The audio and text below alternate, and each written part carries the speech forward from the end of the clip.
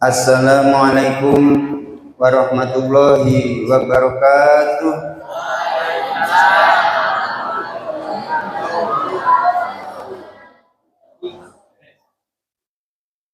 Mari kita bersama-sama bersyukur telah diberi nikmat yang banyak oleh Allah Subhanahu wa ta'ala. Kita diberi nikmat iman, nikmat sehat, nikmat rezeki, termasuk nikmat kesehatan, sehingga segala organ tubuh kita bermanfaat. Mata bisa melihat, tangan bisa memegang, kaki bisa berjalan. Mari kita ucapkan syukur dengan membaca hamdalah bersama. Saged? Alhamdulillah niku artine segala puji bagi Allah Tuhan semesta alam. Jadi yang sungguh-sungguh. Mari kita ucapkan bersyukur dengan membaca hamdalah. Alhamdulillahirabbil alamin. Malih alhamdulillahirabbil alamin. Yang lebih fokus, lebih sungguh-sungguh. Alhamdulillahirabbil alamin.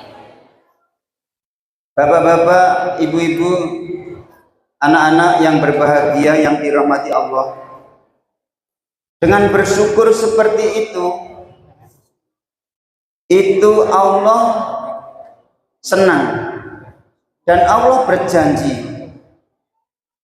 jika kalian bersyukur atas nikmat-nikmat yang aku berikan, sungguh aku akan melipat gandakan syukur itu, menambahkan nikmat itu. Jadi kalau kita semua termasuk Pak Ahmad ini mau bersyukur, Pak Ahmad diberi rezeki, alhamdulillah syukur, lalu berinfak, wah rezekinya tambah banyak. Pak Ahmad ganteng, bersyukur, malah sujud kepada Allah, maka ditambah ganteng. Demikian pula yang cantik-cantik, bila tetap beribadah kepada Allah dengan bersyukur, maka ditambah nikmat itu. Diapakan nikmatnya? Mau ditambah nikmatnya? Disuruh apa kalau mau nikmatnya ditambah? Bersyukur. Dengan hamdalah dan dengan bersyukur dengan cara-cara yang lain. Nek wong Jawa biyen bersyukurnya itu dengan bancaan. Anake lahir bancaan, anake lulus sekolah bancaan, anake masuk kerja bancaan. Iku tanda bersyukur biar nanti oleh Allah ditambah nikmatnya. Ngoten nggih? Nomor kali, monggo kita mau sholawat Nabi. Dengan sholawat Nabi, kepada Nabi kita membaca sholawat salam itu nomor satu, kita itu memenuhi perintah Allah. Allah kan sudah membaca sholawat salam untuk Rasulullah. Malaikat juga membaca sholawat salam untuk Rasulullah. Maka kita orang mukmin ini, kita kan beriman, oleh Allah disuruh, ya ayyuhalladzina amanu shollu alaihi wasallimu taslima. Nah, kalau kita mau membaca sholawat salam, kita oleh Rasulullah dijadikan sebagai umatnya. Nah, Rasulullah nanti masuk surga, kalau kita belum masuk surga dicari sampai ketemu, karena kita sudah membaca sholawat salam dumateng Rasulullah. Sakit nggih mau sholawat salam nggih? Monggo sareng-sareng. Allahumma sholli wa sallim ala sayyidina Muhammad wa ala alihi wa sahbihi ajma'in. Malih. Allahumma sholli wa sallim ala sayyidina Muhammad wa ala alihi wa sahbihi ajma'in. Mari. Allahumma salli wa sallim ala sayyidina Muhammad wa ala alihi wa sahbihi ajma'in.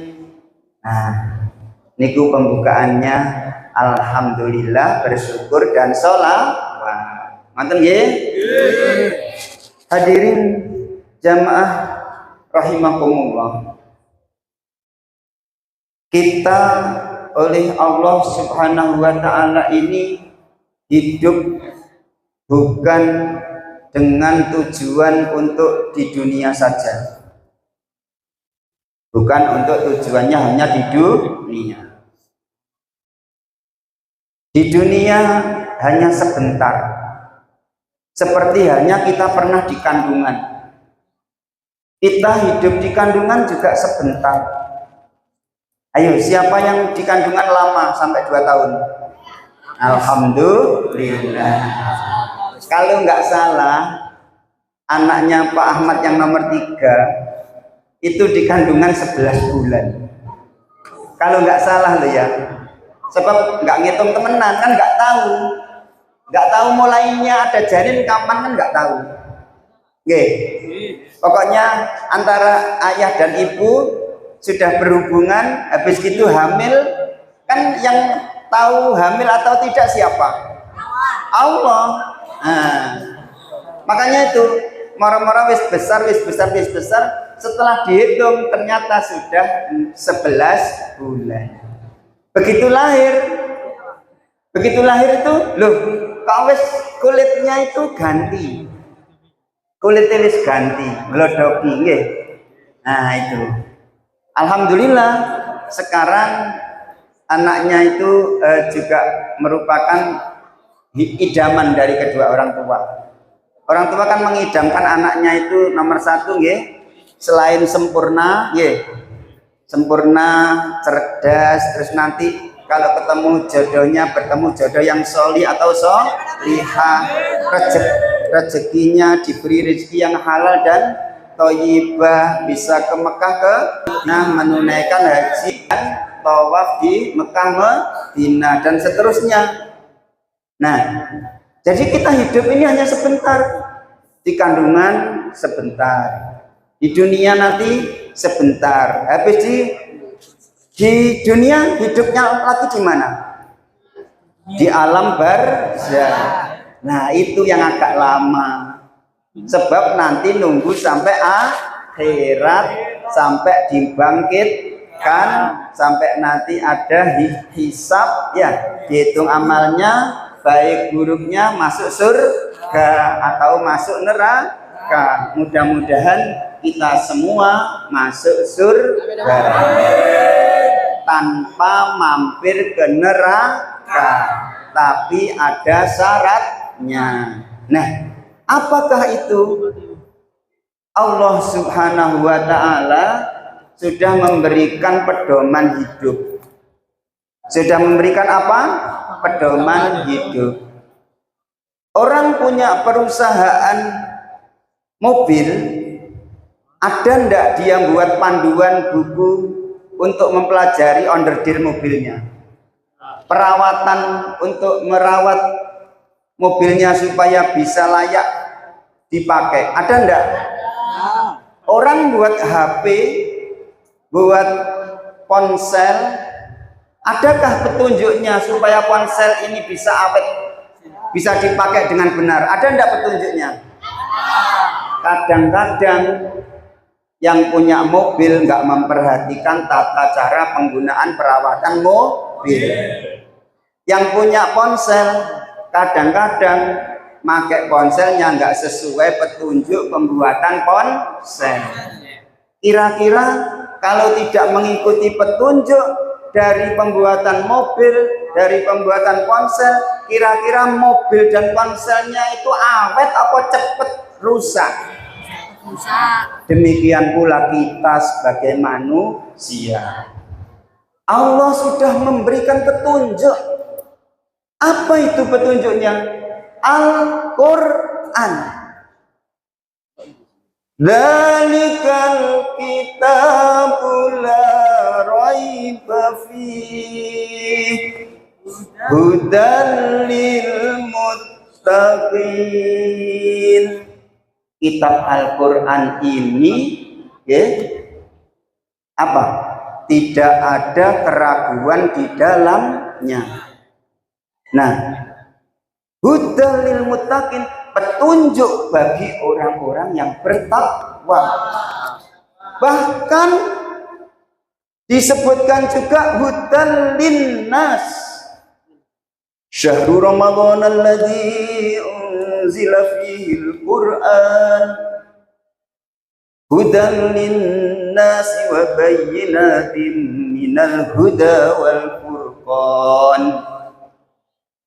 Jadi di bulan Ramadan ini diturunkan Al-Quran adalah sebagai petunjuk dan penjelas bagi manusia.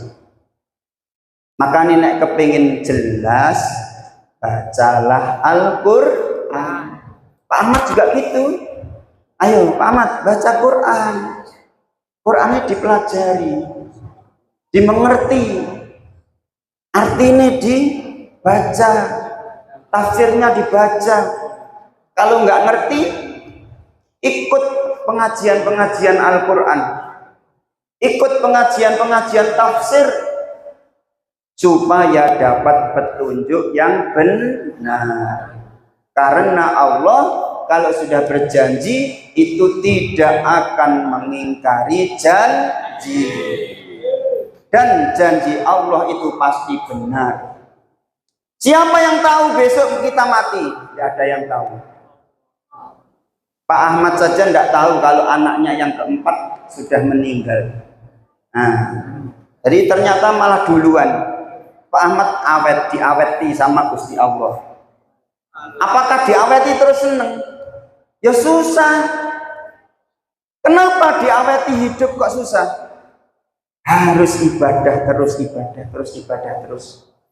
Kalau sampai meninggalkan ibadah, diazab sama Allah, diseksa sama Allah, hidupnya sengsara karena nggak mau ibadah kepada Allah.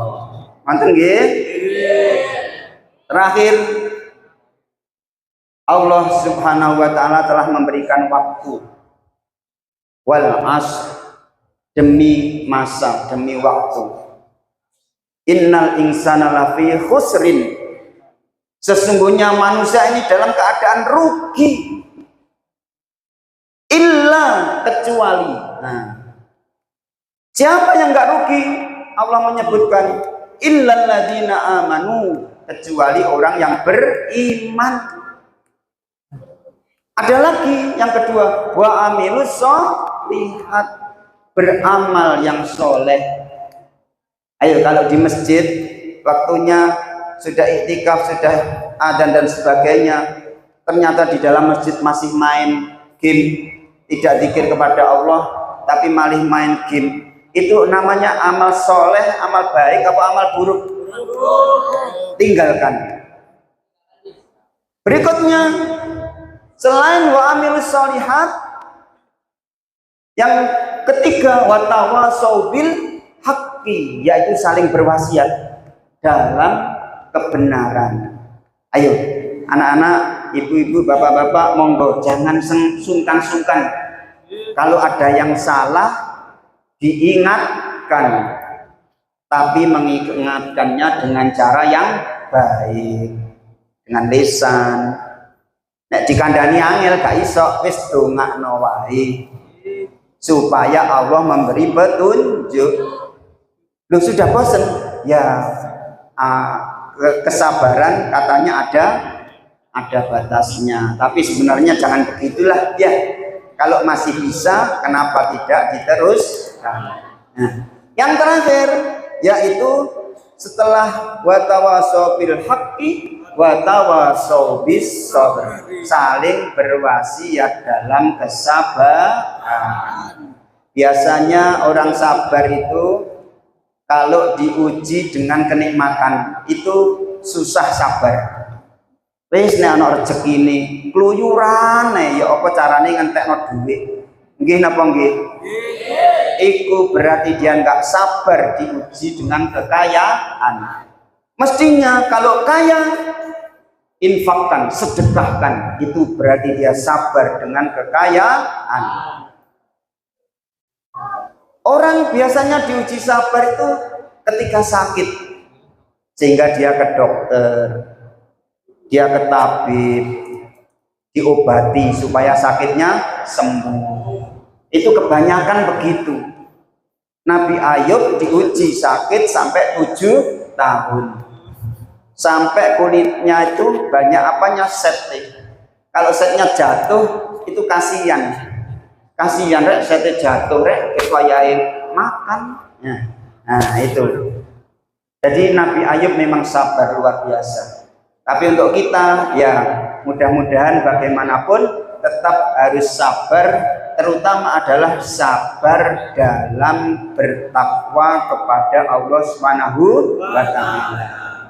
Monggo kita berusaha sabar dalam bertakwa ini terus sampai akhir hayat sehingga nantinya husnul khotimah. Sampun nggih, ngoten nggih. Mugi-mugi Allah Subhanahu wa Ta'ala memberikan kita kesehatan lahir dan batin. Orang tua kita diberi rezeki yang banyak, sehingga dengan rezeki yang banyak yang halal itu kita semua oleh orang tua kita dibiayai untuk bisa sukses dalam hidup ini, yaitu menjadi anak-anak yang solih dan solihah. Kemudian jika nanti sudah waktunya Allah mempertemukan dengan jodohnya, mudah-mudahan jodohnya juga jodoh orang yang baik-baik. Biasanya Allah memberikan yang baik itu kepada orang yang baik. Makanya kalau ingin jodohnya baik, hendaklah berusaha memperbaiki dari diri sendiri. Terima kasih, mohon maaf, wal afu minkum, ihdinas siratal mustaqim. Wassalamualaikum warahmatullahi wabarakatuh.